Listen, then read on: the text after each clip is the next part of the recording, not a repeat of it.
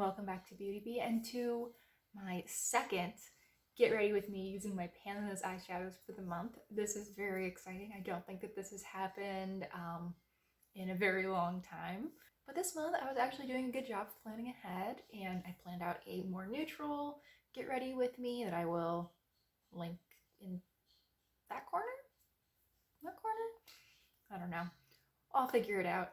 And today we're doing a bit of a more colorful one. This is actually a look that I've done a few different times. I've really enjoyed it. I think it works out really well. So let's just get into it. We're going to start with this little detail brush, and I'm going to go into the yellow that is in my Pandas eyeshadows. This is a very yellow gold. I feel like it's looking more gold on camera, at least in the viewfinder, though I feel like I say that, and then when I look over the footage, I'm like, no, that looks about right. And I'm really working that into the inner corner. And I'm going to take that about a third of the way along the lower lash line as well. Let's shift my mirror so that I'm looking a little bit more straight on at the camera.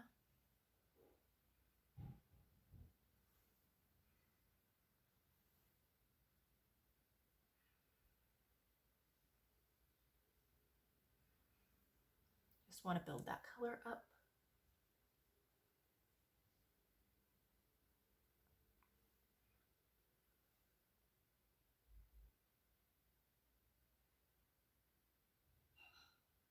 Okay, so we've got the inner third done. Now we're going to move to the middle third, and for that I'm going to use this green, which is not in my Pandas eyeshadows, but it does make for a very nice transition from the yellow to the blue that we'll be using. This green is what I'm talking about. It is from my e.l.f. Bite Size palette, and it's sort of a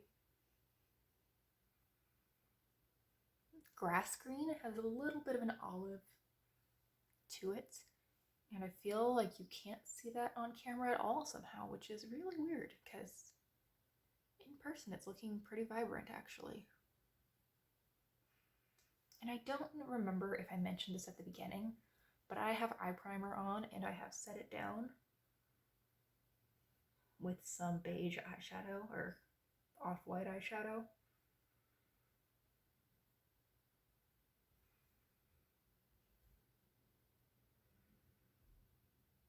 I feel like if you really want your eyeshadows to stick, applying it right over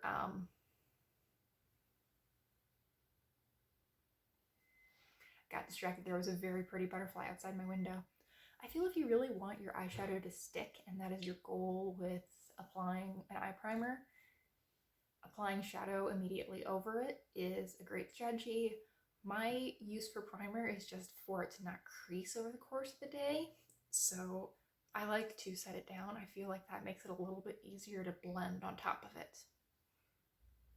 But your mileage may vary. I don't mind a little bit of fading throughout the day. I just mind decreasing.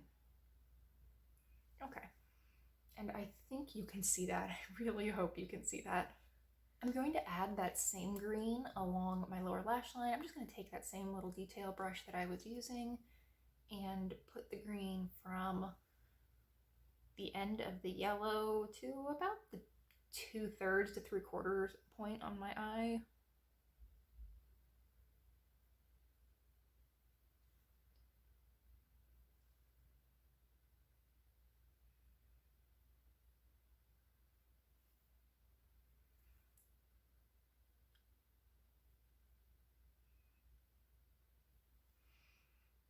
Started going through all of my stuff. I have 2 trash bags that are mostly just full of papers. I'm such a hoarder when it comes to old notes from coursework. Like, I had notes from my second year of college, so 2013, 13, they've just been carting around with me. And they're classes that I've had so many courses that have built on them over the years where, like, if I didn't understand this stuff and I didn't know it, I would have been in major trouble many times over the past several years. I mean, we're talking like intro courses or 200 level courses in the subject that I'm about to have my PhD in. So I think I know some of these things already, but I don't know. I've been carting around those notes for 8 years at this point. Now we're gonna move to this blue, which is in my Pandas Eyeshadows in Spoiler. I have pan, it's very exciting. I think I'm just gonna start with this brush because I have it here and handy. And that is why I've been getting pan in this. It's a very crumbly little shade now. And I'm going to add that to the outer piece of my lower lash line. And then, you guessed it, we're going to put that in the outer corner too.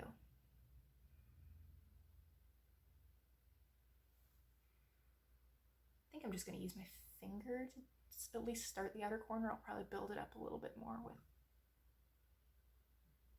a brush at some point, but for right now, I think my finger will work.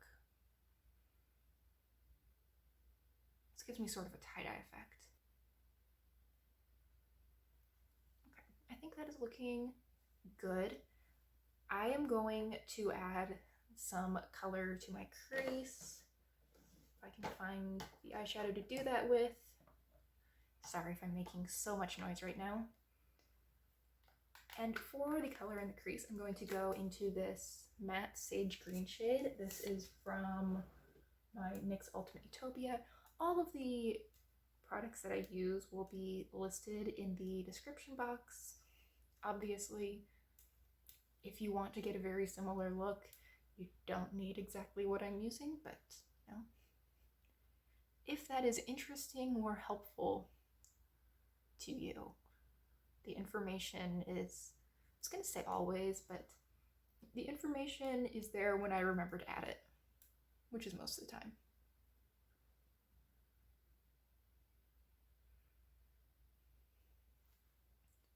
So I'm just taking that on this fluffy crease brush from Eco Tools and blending out the edges.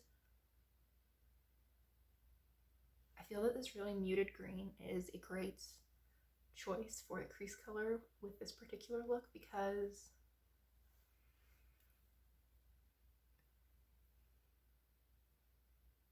sorry, cut myself off in the middle of the sentence there. Because it works with the green, but it also works pretty well with the yellow and with the blue because they are adjacent on the color wheel.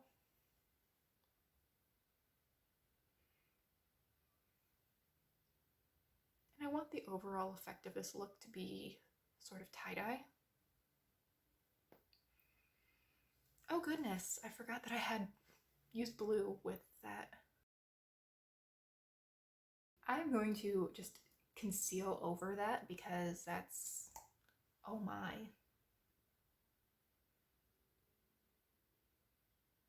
So we're gonna wait for a second for that to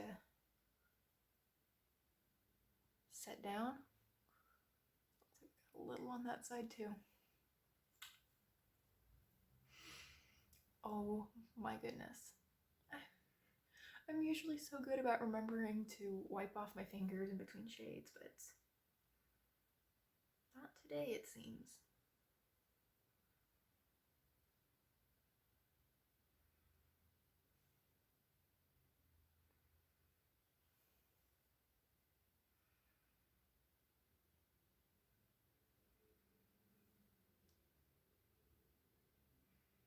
Okay.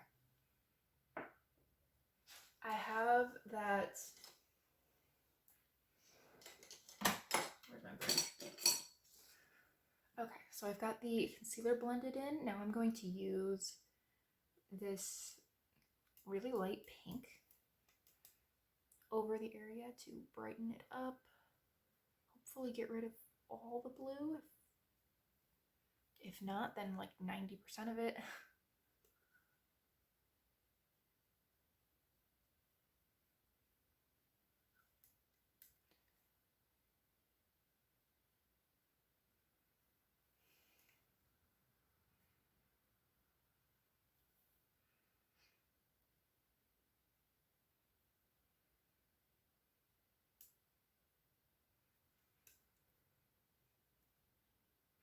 I look like I'm covering up a shiner. Goodness. That's just the way today's gonna go, eh?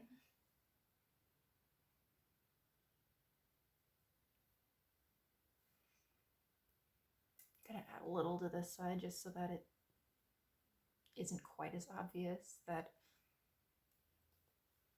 the pink powder is there to hide some blue.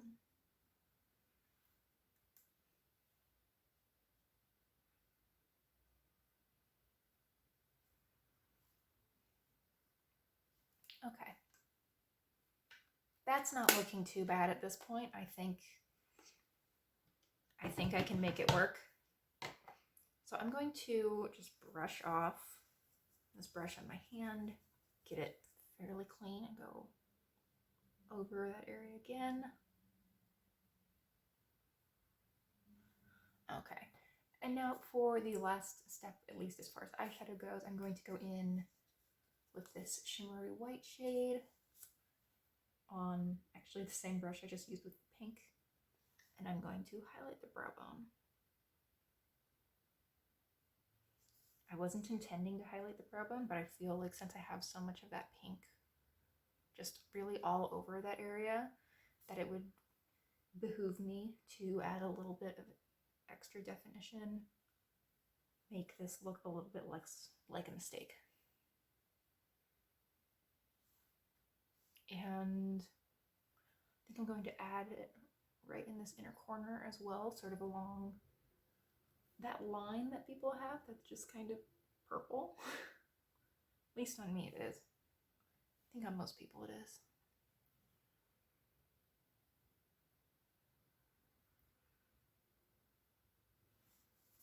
Okay, so there is the eyeshadow. I'm going to add some mascara off camera. I'm probably going to fill in this portion of my brow again, also off camera, and I will be back in just a second to figure out the rest of the face. All right, we have mascara on and my eyebrow filled in again. I've been back to using my theBalm Brow Pow, and I think it matches my actual natural brow hair color a little bit better than the eyeshadow that I was using. However, I think that the eyeshadow that I was using matches my actual hair a little bit better. So win some, you lose some, but I think both of them work out pretty well for me. Now, because I have an entirely colorful eye look, I think I want to keep things pretty light and easy on the rest of my face. So I'm going to actually go into a mixture of these two blushes. They are both matte. This is a peach, this one's more of a pink. I think that they will kind of work together to make a nice neutral shade. This one kicks up so much powder, goodness.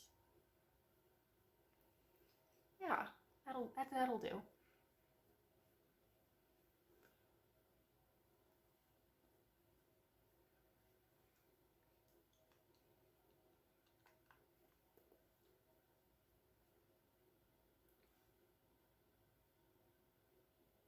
That one just shows up so peach by itself. Wow. Wow, wow. I have my powder brush and I'm just gonna go over that a little bit. I didn't actually add any powder, but it probably has some powder just built up on it because it's not clean, but I really just want to use it more as a blending brush, and I think that it worked pretty well for that purpose. I didn't actually pull a highlighter. I think I probably should have, but now I think I'm going to use my Wet n Wild highlighting palette and a mixture of this gold with this white. I'm going to take that on my little highlighter brush, just this. Just apply that in this shape right here. I've been really liking kind of getting it up under my eyebrow as well as on top of my eyebrow and bringing it down a little bit. I feel like that really ties it in nicely.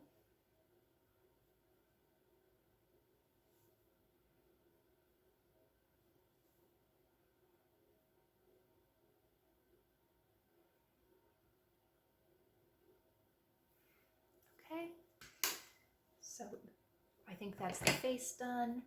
And just to top things off, I'm going to go very, very neutral on my lips with this NARS Afterglow lip balm. This is the birthday gift from Sephora this year. Well, it's half the birthday gift from Sephora this year.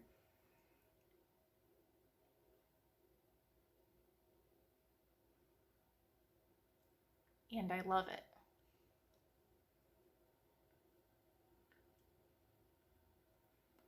I am fighting the urge to purchase this set that I found on the NARS site of 3 Afterglow balms. I'm considering it. I might purchase that in June. All right, so there's my makeup. I think this is good to go. I can see a little bit of blue still peeking through over here. I guess that I made an even bigger mess than I originally realized, but you know what?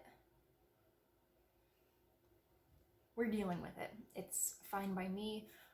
Thank you for watching this video, and I hope you consider liking and subscribing if you enjoyed, and I really, really hope that I will see you next time. Bye!